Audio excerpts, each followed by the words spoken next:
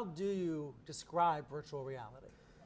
I would think of it like a pair of virtual ski goggles. Normal ski goggles, you put them on and you can see the world around you through these goggles. With the Rift, you plug it into a PC that's rendering a virtual world, put the headset on, and now it's like you're looking around inside of a virtual world. Like I'm actually on the ski slope. And, or anything else that you can imagine.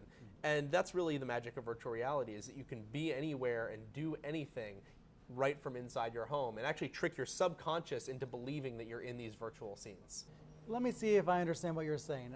My wife had baseball tickets for tonight, but she's all the way back in New York, so I can't go. Are you saying that tonight I could, in the future, put on that headset and actually be at the game with her virtually? Precisely, and perhaps she's not at the game at all. Perhaps you're not, neither of you are at the game, but virtually you feel like you're both in the best seats at the game. And so we're both in the baseball stadium virtually. And not just in the baseball stadium, but potentially in the best seats in the baseball stadium. Unlike the real world, you can cram 1,000 people into the same virtual viewing point in virtual reality. Virtual reality, it can make things more engaging, and there are certain things where you'll have more of a sense of, even if you can't, say, build a car, in the virtual world you can sit there and put the pieces together and almost feel like you're doing far more than would be practical in the real world. Virtual reality is the perfect platform to put people first because of presence. Right, because you feel like you're really there in another place with people, right? And you have the space where you can do anything you want, right? You can play a game, you can do work, but more importantly, you are free to explore, and you're probably going to end up doing a lot more things together than you would if every experience was its own app that you had to go into separately. We're really committed to helping this community build all kinds of different experiences. So that's why today, I am proud to announce that we have already invested more than $250 million into this community to fund the development of all kinds of content, from games to media and more. So we're very proud of that. And we are excited to announce that we are committing another $250 million to fund even more content development from folks in this community.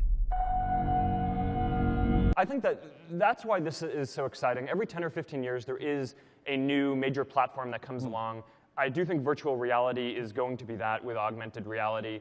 And the Oculus team are just the best folks that are years ahead of everyone else in terms of building this. And it's really exciting and an honor to work with them on this. Well, videos and photos and the visual side of it, and certainly the tech side of it, were things that we all had before. Virtual reality is something we've never had before. What was your moment where you thought, oh man, this is the next platform, this is the next step beyond these things that we've brought into the internet, like watching videos and pictures and things like that?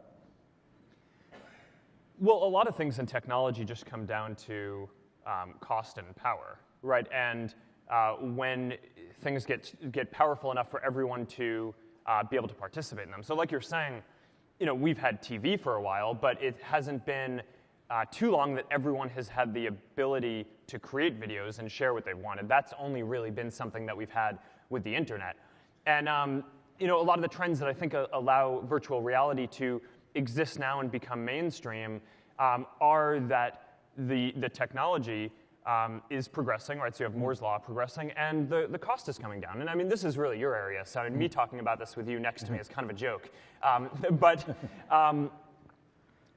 I mean, one of the main things that, I've thought that this would exist for a while. The real shock to me was when I went down to visit the Oculus folks. The original office was in Irvine, California. The thing that I realized was not, okay, this is a thing, but okay, this is a thing now, because you can produce this experience with a normal kind of screen that you'd find on a mobile phone, right? So now you don't have to invent some new exotic screen in order to make this possible. You can just use the stuff that there are already big assembly lines and manufacturing capacity spun up to produce these things at reasonable cost. And now the technology exists so you can use that to at least deliver the first generation, and that's now possible. School is always about motivation. The material has been in the textbooks for a long time. In some subject areas, hasn't even changed that much. And so if we can use it to draw people in, then that's incredibly valuable. Now I'm just starting for some of the videos I do, like where I go out to a refugee camp or I go to a developing country to actually make virtual reality movies so people have more of a sense that they can see what it was like and look around and feel it. And yes, we see as we're creating those early stage things, we see a lot of engagement.